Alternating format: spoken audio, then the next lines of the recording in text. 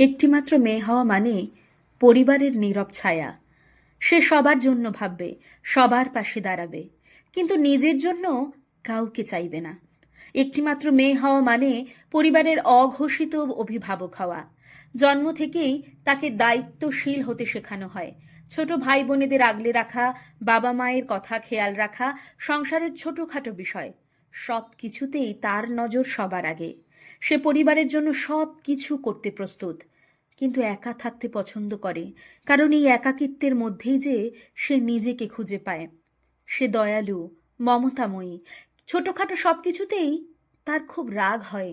এই রাগের পেছনে লুকিয়ে থাকে তার মধ্যে জমে থাকা অভিমান আর অনেক কষ্ট। সে সহজে কাউকে বিশ্বাস করতে চায় না, সে সহজে কাউকে মেনে নিতে চায় না।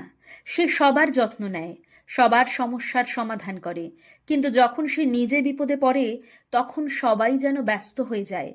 তবু সে কাউকে দোষ দেয় না, নিজের কষ্ট নিজের বুকে লুকিয়ে রাখে।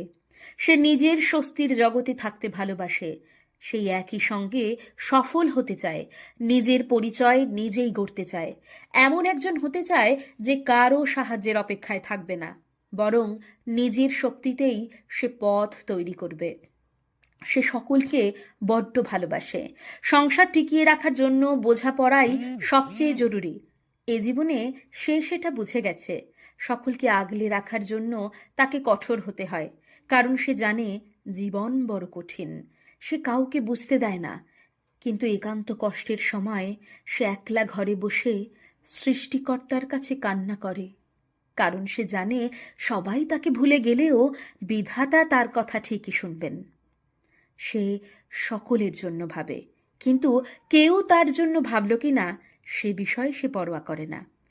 একটিমাত্র মেয়ে মানে এমনটাই।